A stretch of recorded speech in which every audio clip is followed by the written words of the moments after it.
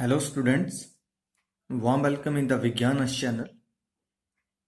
This is the video regarding class 8th science and the chapter number 8, that is the reproduction in the organisms. In this video, we will discuss about why the sexual mode of reproduction is required. कि जो लैंगिक जनन की विधि थी वो उसकी जरूरत क्यों पड़ी, लैंगिक जनन के अलैंगिक जनन से क्या फायदे हैं, हम इन दोनों ही कंसेप्ट पे आज बात करेंगे. So with a positive attitude to learn something, तो हम शुरू करते हैं. The first part is what is the benefit of sexual reproduction over asexual reproduction. लैंगिक जनन के अलैंगिक जनन से क्या फायदे हैं, पहले हम इसी मुद्दे पे बात करते हैं. हमने क्या देखा था कि एसेक्सुअल रिप्रोडक्शन में एक ही इंडिविजुअल होता है, उसका डीएनए, उसका जो न्यूक्लियस है वो दो हिस्सों में डिवाइड करता है और उसके बाद 1 से 2, 2 से 4, 4 से 6 इस तरह से बढ़ जाते हैं या मल्टीपल फिजन हो जाता है या कुछ भी हो जाता है. लेकिन इसमें क्या था कि मेनली जो पेरेंट बॉडी है वो सिंगल ही पार्टिसिपेट करती है. But in the sexual reproduction यहाँ पे 2 different parents combine to form new individual. लेकिन जो सेक्सुअल रिप्रोडक्शन है इसमें पहली बात है, in sexual reproduction DNA from 2 different parents combine to form the new individual. अभी हमने पिछले वीडियो में देखा डीएनए कॉपिंग, तो 2 पेरेंट्स से जो है डीएनए कंबाइन कर रहा है.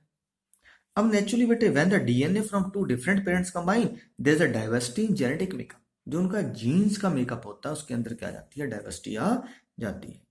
अब इस डाइवर्सिटी का फायदा क्या है, ध्यान रखिए. Since 2 parents are involved, so new individuals have the ठीक है, have the attributes of both.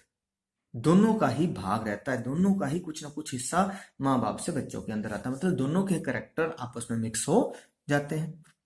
अब जब कैरेक्टर मिक्स हुए तो वेरिएशंस आ गई.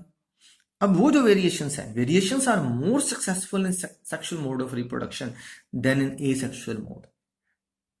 हमने क्या देखा कि जब एसेक्सुअल रिप्रोडक्शन में अगर ज्यादा वेरिएशंस हो जाती थी तो ऑर्गेनिज्म की डेथ हो जाती है. क्यों? क्योंकि उसको सेलुलर अपरेटस पेरेंट से ही मिलता है, एक ही पेरेंट से मिलता है. But variation in sexual mode of reproduction are more successful than asexual. क्यों?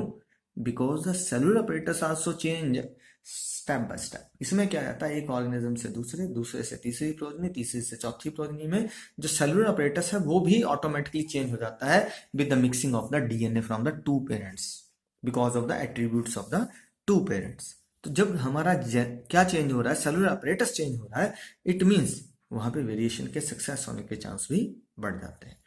And the last point is the fourth point, that is genetic variations produced help in adaptation of the new individuals, thus promote survival. जो new individuals होते हैं ना, उनको कहीं adjust होना, उनको adopt होना क्या हो जाता है, आसान हो जाता है. किसकी हेल्प से?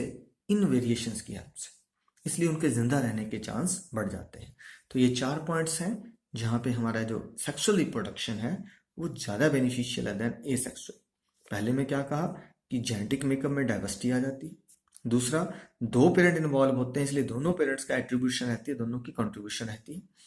अब दोनों की कंट्रीब्यूशन के कारण जो वेरिएशंस है वो ज्यादा सक्सेसफुल होती हैं क्योंकि genetic makeup with the number of progeny बदलता चला जाता है. और जो जितनी जेनेटिक वेरिएशंस आ जाती हैं, सक्सेसफुल हो जाती हैं, वो एक ऑर्गेनिज्म को अडॉप्ट करने में, एक नेचर में एडजस्ट करने में हेल्प करती हैं. That's why sexual reproduction is better than the asexual reproduction. अब क्वेश्चन अगला आपके पास है कि जरूरत क्यों पड़ी जब सेक्सुअल रिप्रोडक्शन के इतने ज्यादा मेथड्स थे, राइट? हम पढ़ के हैं वेजिटेटिव रिप्रोडक्शन इज देयर, हमने पढ़ा, हमने फिजन पढ़ा, बाइनरी फिजन पढ़ा, मल्टीपल फिजन पढ़ा, बडिंग पढ़ा, fragmentation, regeneration, number of methods are there. Then why sexual mode of reproduction is evolved? इसका एक कारण रहा बेटे कि जो नॉर्मल थे वो यूनिसेलुलर ऑर्गेनिज्म थे, उनमें इतनी प्रॉब्लम नहीं थी. लेकिन जैसे जैसे मल्टी सेलुलर ऑर्गेनिज्म आते गए, मल्टी सेलुलर ऑर्गेनिज्म में क्या हुई, स्पेशलाइजेशन होती गई, उनकी बॉडी कम्प्लेक्स हो गई, उनके सेल कम्प्लेक्स हो गए और उसके बाद वो स्पेशलाइज्ड हो गए, वो डिफरेंशिएटेड हो गए. अब देखिए हमारी एक आंख के अंदर करेक्टर है, जितने सेल हैं दे आर ट्रांसपेरेंट, उनमें से लाइट गुजर जाती है, उंगली में से तो नहीं गुजरती. तो अगर मैं उंगली से आंख बनाना चाहूंगा तो मुश्किल. तो जो अनस्पेशलाइज्ड सेल थे उनसे कुछ चेंजेस लेके न्यू इंडिविजुअल तैयार करना था. कॉम्प्लेक्स ऑर्गेनिज्म में स्पेशलाइजेशन होगी। तो स्पेशलाइजेशन के कारण सेल जो थे वो पर्टिकुलरली एक ही फीचर, एक ही ट्रेट का काम करना शुरू कर दिया उन्होंने, बाकी काम उन्होंने बंद कर दिए। लेकिन अगले जो इंडिविजुअल है उसका हर ऑर्गन काम करे, हर तरह का उसकी बॉडी काम करे, इसके लिए हमें किसकी, अनडिफरेंशिएटेड सेल्स की जरूरत थी। एंड दीज सेल्स क्या किया गया, लोकेटेड रहे कुछ एक स्पेशल पोजीशन पे, जिनको हमने क्या कहा, these are the our sex organs. जैसे हमारे टेस्टिस थे in the male, and females में क्या रही, ओवरीज। ओवरी में ही वो सेल्स से जिनसे कॉम्बिनेशन के बाद फिर से एक प्रॉपर कंप्लीट इंडिविजुअल बन सकता था, और that show all the features of the parent. तो चलते हैं आगे, क्या क्वेश्चन रहेगा आपका।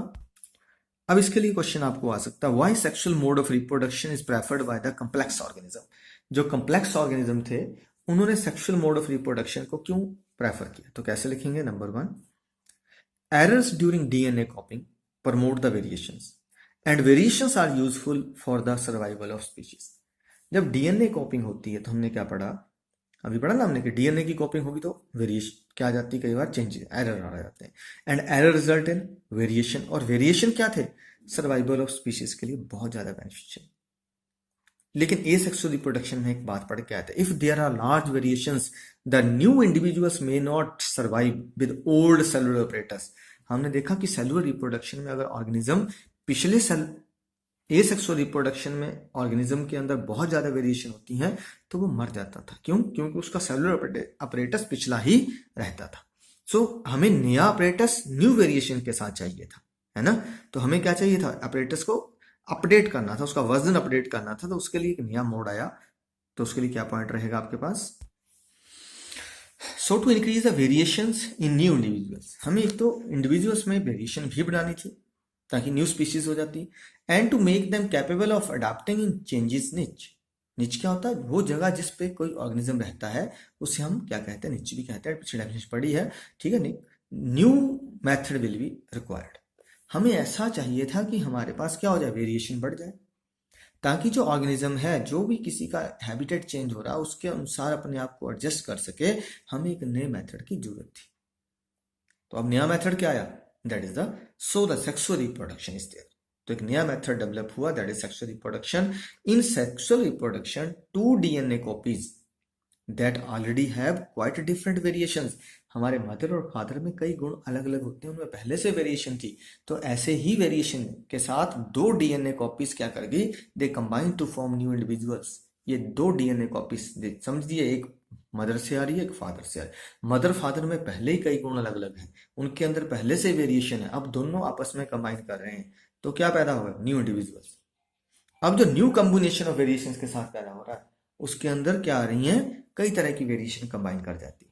This is the sexual reproduction. जब सेक्सुअल रिप्रोडक्शन हुई, न्यू कॉम्बिनेशन वेरिएशंस आ गए, न्यू इंडिविजुअल्स आ गए, तो क्वाइट डिफरेंट ऑर्गेनिज्म प्रोड्यूस हो, ठीक है।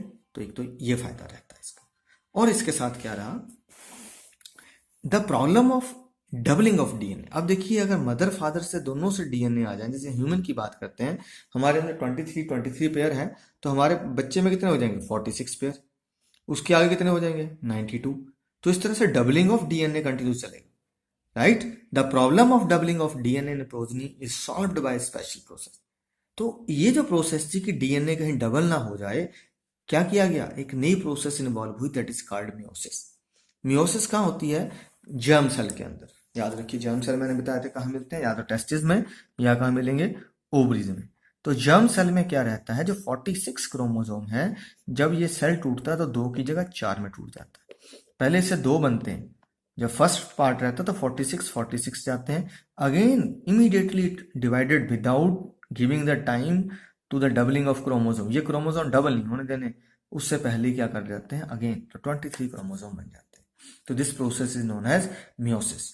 तो यहाँ पे क्या हुआ, the problem of doubling of DNA in progeny is solved by a special process that is called meiosis. This reduce the number of chromosome to half. इससे क्या हो गया, नंबर ऑफ क्रोमोसोम हाफ हो जाते हैं, and they form the gametes. तो हमारे पास ये क्या बन गए, male and female gametes. Again male and female gametes combined, again क्या हो जाता है, फिर से normal number of chromosome will be there. तो in this way a new method of reproduction is developed, and that is sexual reproduction. कल हम आगे पढ़ेंगे कि सेक्सुअली कब ऑर्गेनिज्म जो है वो मैच्योर्ड हो जाता है, that that is called adolescence, and that stage of the adolescence जब ऑर्गेनिज्म के अंदर जर्म सेल बनने शुरू हो जाते हैं, दैट इज कॉल्ड प्यूबर्टी। तो कल नेक्स्ट वीडियो में इस पे देखेंगे। तो थैंक यू स्टूडेंट्स, पढ़ते रहिए। जय हिंद।